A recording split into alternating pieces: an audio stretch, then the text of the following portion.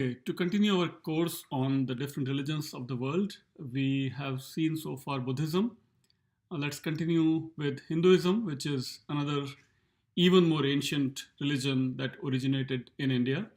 So please open your PowerPoint presentation and let's try to see how we can define Hinduism. Is it even possible?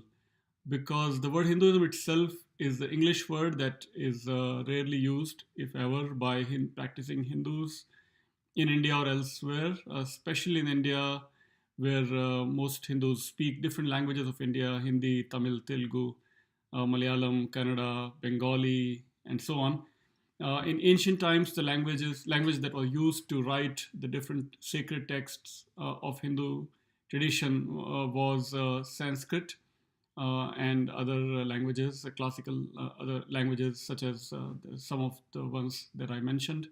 The word that is used in Vedas, for example, in the Rig Veda, the language used is Sanskrit, and the word used to describe the tradition that becomes the one of the most important terms to describe the entire tradition that we now call as Hinduism. The word is Dharma. Now, Dharma word, first of all, is used in the Rig Veda, the oldest text of Hindus. In that, the word dharma appears in the Purush Sukta, one of the hymns of Rig Veda, and uh, Mandala 10 and chapter 90, 1090 is when the word appears.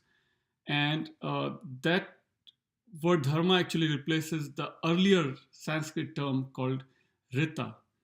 Rita can be closely compared to the idea of cosmic rhythm. So the idea was the philosophy or the idea that the ancient Hindus practiced was that if they can maintain the rhythm of their daily actions, their daily rituals, they can help maintain the rhythm of the cosmos. The cosmic rhythm should be in line, in harmony with the rhythm of their rituals that Hindus practiced in that ancient time. And that rhythm, that rhythmic significance is closely tied into the word dharma. Also, dharma comes from the Sanskrit root of dhri, which means to sustain. So the idea is that if humans are practicing their dharma properly, they can help maintain the dharma of the cosmos also properly. So dharma of the sun, dharma of the moon, dharma of the earth, which means the physical characteristics, physical properties of all these cosmic entities are in line with the physical characteristics and properties of humans. Everything is interconnected and interrelated with, so humans must perform their actions in line with dharma, which means they should follow all the ethical rules. They should live their life in perfect ecological harmony with the natural surroundings. Uh, uh, so that will help sustain the human society in the world, as well as it will help sustain the cosmic entities in the universe. So that is one way to define the Hindu Dharma. What is Hindu Dharma? Which is called Hinduism in English, but Hindu Dharma is simply this. This is the first one way to define or try to define the Hindu tradition in general. Other way, there are several other metaphors that we can use to define Hinduism. So if you look at slide 2, there are these metaphors. The first one is called the jewel net of Indra. It's a very, very popular, very important, very beautiful metaphor that is used also in Chinese Buddhism, but originally it came from the Hindu tradition, Hindu sacred texts such as the Vedas, where the jewel net of Indra is a very magical kind of infinite network of networks. Today we know internet as network of networks, but long before internet, thousands of years earlier, Hindus imagined another network where every point in this infinite network is a jewel, and that jewel reflects all the other infinite jewels in the universe. So all these reflections create infinite more reflections, never-ending set of reflections where each jewel is reflecting each other. It's kind of, if you imagine two mirrors facing each other, they create these infinite reflections. That's a similar idea here expressed in Jewel Net of Indra. Indra is one of the Hindu gods and some kind of a magical, divine, infinite network. So it's a that's why the word Indra is used. But the idea is that this cosmos, this infinite universe, is made up of these infinite points that are all interconnected, that all contain each other forever. It's a never ending, ever expanding network where every reflection reflects other jewels in the universe, other particles, other beings in the universe. So we all contain all the other beings in the universe. In that way, we all are interconnected, not just humans, but every species, every cosmic entities, every smallest particle that we can imagine is all connected with other particles in the universe. That's the idea of this jewel net of Indra. In Buddhism, it becomes that every particle reflects a Buddha identity. So every particle, because it's fundamentally empty in Buddhism, so it has that Buddha nature. And that particle, that Buddha nature, includes all the other Buddhas, all the other infinite Buddhas in the universe.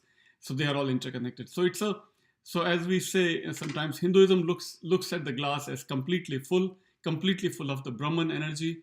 Buddhism looks at the same glass and says the glass is completely empty. It's a glass full, completely glass full from the Hindu perspective, and from Buddhist perspective, it's completely glass empty. Same phenomenon, same reality, same truth, but described in two different ways, from Buddha's perspective and from Hindu perspective. Second metaphor that we have listed on slide 2 on your presentation for Hinduism is the idea of forest and banyan and garland. Those are the three more metaphors that can be used to describe Hinduism. Hindu tradition is like a forest, not a garden, where somebody is forcing somebody's own idiosyncrasies, somebody's own ideas or laws or rules from top down. No, it's not. Hinduism or Hindu tradition did not grow or does not work like that. It's a very naturally grown forest, organically grown forest, where each species is supporting other species in this forest, and it continues to grow, and it follows nature's law of natural causes and effect that is also called as law of karma, that is ingrained into the Hindu philosophy. So all by these natural law, by these laws of action and consequences, karmic law, this forest continues to take care of itself in a very systematic balance. That balance is based on the nature's law, not being forced upon by any outside god or outside guru or outside religious leader. No, it's very bottom, very grassroots kind of a forest which feeds onto itself, but not being forced from top down. Similar is the idea of banyan tree. Banyan tree, as it grows, right, its branches come down and they help grow more banyan trees. So again, it's an interconnected, naturally grown set of or infinite series of banyan trees. That's how Hindu tradition has continued to survive, thrive across the world now, where one guru comes and gives his or her teachings and interpretations based on the sacred texts of Hinduism, Vedas and Upanishads and so on. And that guru will spawn, new movements, and from those movements will come furthermore future new gurus, male or female, and the cycle continues forever. And the last metaphor that we have listed is garland instead of charcoal, which is a similar idea. Garland is in which you keep adding the new jewels in this ever expanding garland, and instead of charcoal where it gets fixated on one ideology or one thought pattern or one scripture or even one god. That's not the idea that Hinduism promotes or has practiced for thousands of years. It's an ever expanding garland. New jewels can be added forever. New ideas, new philosophies, new gods, new goddesses, new scriptures, new texts can be added forever. It's an ever expanding, ever changing, ever open to new interpretations. That kind of a tradition Hindu tradition is. So those are some, I think, excellent, some beautiful metaphors that we can use to describe Hinduism. All right, let's go to now slide 3, which is one of the most talked about phenomenon of Hinduism, where caste system is one of the most maligned one of the most maligned aspects of Hindu social systems, where the caste again is an English word. There is no such word as caste in any of the sacred texts because the word is in English and comes from Portuguese. But the original word that we have in the Rig Veda again is where in the Rig Veda Purush Sukta 1090 we find the word called Varna. And Varna simply is, as from my perspective at least, it's a nice separation of church, which is religious authority, state, the political authority, finance, the financial authority or the mercantile authority, and labor, the physical labor or service class based authority. So how do we keep nice separation of where one religious leader should not become the king, or a king should not become a business emperor, right? A very wealthy person who is controlling the business decisions also of the society, or where the labor classes should not gain the authority and should not control any other classes also, because labor class is the one that produces new wealth, right? The finance classes and the labor classes. So those two, the last two, finance and labor classes, should not be controlling the authority religiously or politically. So how do we keep these powers separate? That is probably one of the ideas that we can interpret from the four social classes that the Hindu traditions Hindu tradition has divided for thousands of years. So first social class is called as the Brahmin. That those are the people that have sacrificed their financial career, or they never really indulge in any money making careers. They focus or they specialize only in the matters of religion, spirituality, education even.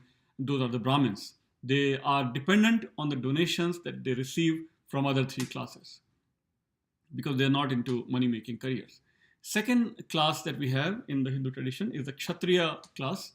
Kshatriyas are the people that are experts in politics and or military. So the emperors and the, let's say, the military that defends the society or a country, or internal security, police kind of agencies. Those are all examples of Kshatriya-based authorities.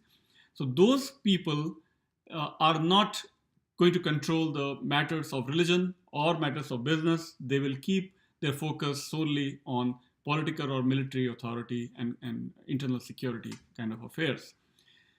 The third class that we have in this list is the Vaishyas, or the people that are experts in business. So they are they could be entrepreneurs, business people, traders, and so on. And again, those people will not have any control on the matters of politics or matters of religion or spirituality. So they cannot give. They're supposed to be supporting and donating money to the emperor by giving taxes and so on.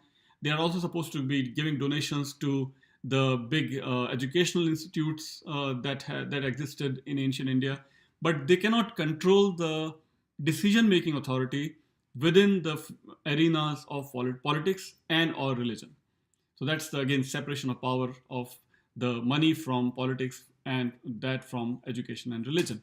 And the last class that we have in this list are the Shudras. These are the hands-on people. They are the ones who can fix anything that to do with, let's say, sewage system, construction based kind of tasks, medical kind of tasks, engineering kind of tasks. If you want to build something, you want to fix something, leather related work, silver related work, gold related work, any metal related work. So all those professions come under the title of Shudras. Okay, and then another big important list that we have in Hindu tradition is the Ashramas, the 4 life stages. These are referred in all over the place. All kinds of literature in Hindu tradition have listed these 4 ashramas. They again promote a very balanced personal life. A person's life should be neatly categorized into 4 equal divisions in his or her life. The first part, so the ideal life was imagined to be of 100 years. So first 25 years were to focus only on education, and without worrying about earning money, but you just solely focus on your education, and your entire education is paid off by the donations and gifts that come from the emperors or the Vaishyas, the business class people that we saw in the previous slide. A second ashrama that we have here is the householder ashrama.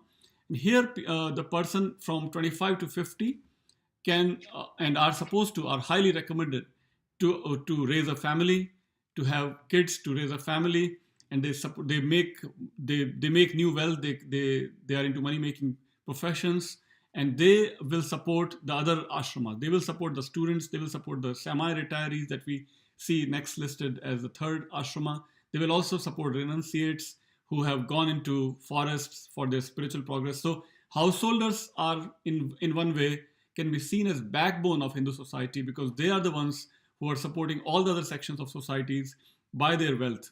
And this is the time from the age of 25 to 50 where the pursuit of pleasure is completely accepted, pursuit of wealth is completely accepted, even encouraged, and to raise a family under dharmic rules. All of these things that they do in this part of life are, of course, all are bounded by the dharmic rules, by following the ethical patterns. And the third lifespan is semi-retiree from 50 to 75.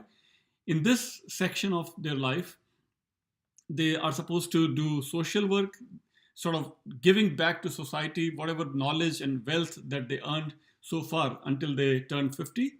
That knowledge and wealth is supposed to flow back into the society by giving their education for free to the new students, and to do social work, to do charity, and so on.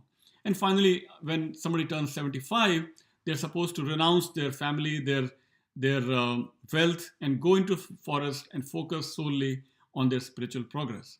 So this is the way Hindu tradition has neatly categorized every person's life into 4 equal divisions in their life, each of 25 years of age: students, householders, semi-retirees, and renunciates.